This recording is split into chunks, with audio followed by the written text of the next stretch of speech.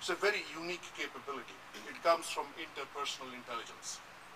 And then there is this intelligence called naturalistic intelligence. Some people will have higher naturalistic intelligence, and this was very importantly required for millions of years that we have been on this earth. So as hunters, as we went into the forests, there had to be one member in the tribe who would see the hoof mark on the sand and tell the tribesmen exactly what to expect, because the gap between becoming the hunter and the hunted was very minimal in those days. So you had to have the capacity to understand which mushroom can kill you, which animal call means which other animal is around. And that comes from naturalistic intelligence. Last but not the least, Howard Gardner talks about existential intelligence. Some people can just connect up with a spiritual reservoir of strength in a moment's notice, in a split second. They can go into a trance, they can get huge amount of energy from nowhere. And that comes from the capacity to build existential intelligence. So 9 forms of intelligence, not just one.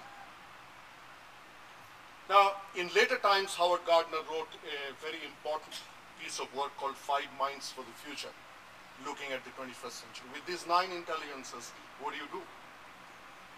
The brain, which has got 100 billion cells, which are continuously interacting with each other, are capable of building capacity of these 9 different kinds.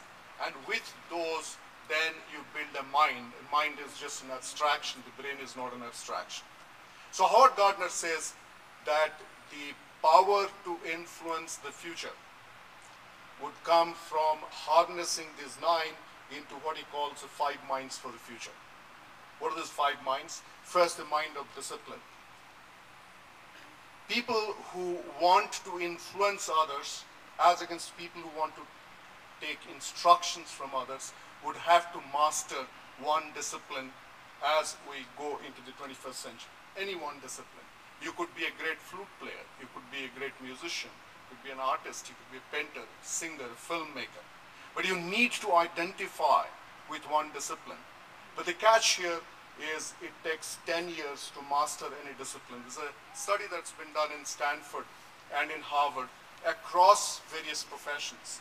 And the study has concluded that it takes 10 years to be a good butcher, a good flutist, a good software engineer.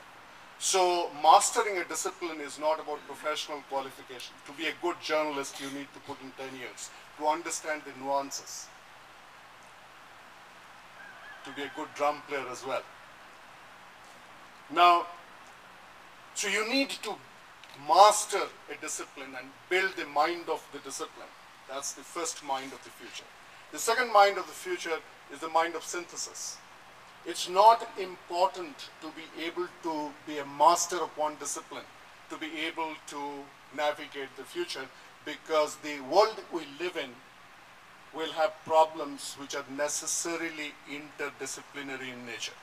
All problems to be qualified as problems. It's the Akravati river water problem, it's the world hunger problem, it is the problem of coalition government coming into picture, it's the problem of world security.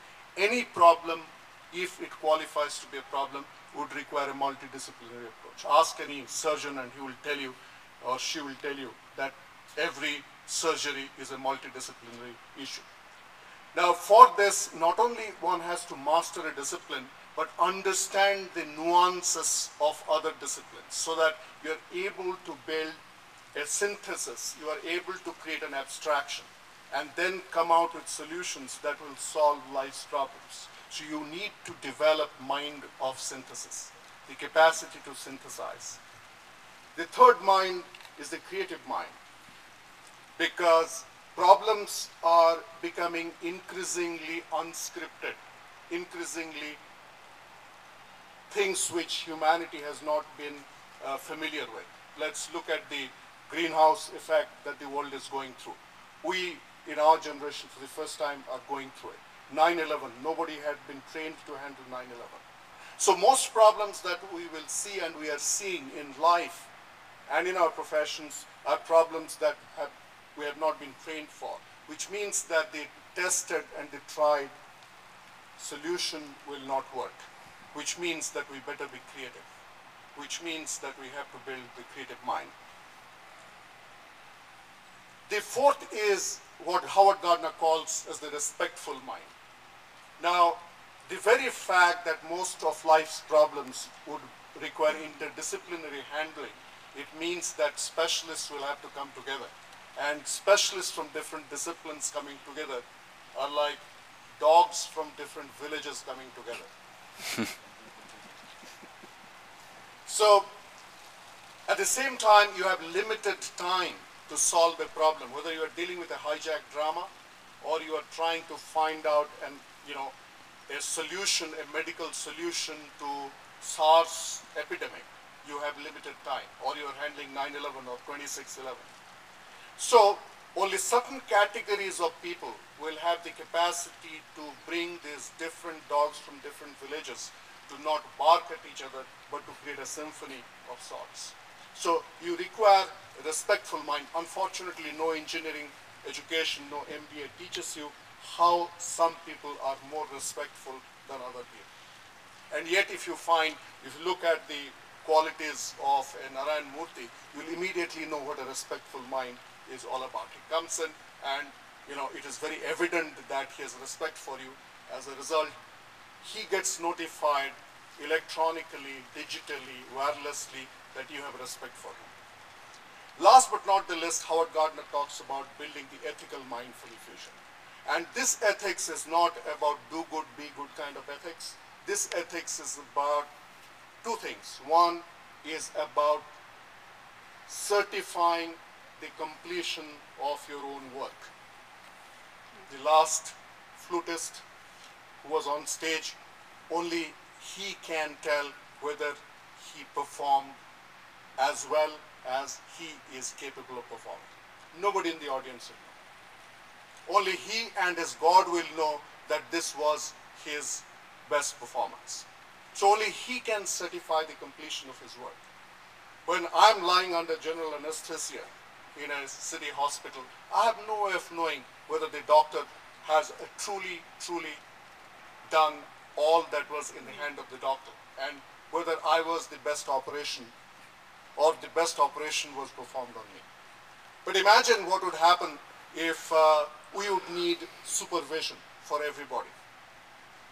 Imagine, all of you were, born as babies once upon a time, and when your mother delivered you, who was there to supervise? The midwife, who actually cut off the umbilical cord, stitched it together, and disconnected the mother from the child, ensuring that there is no postnatal complication.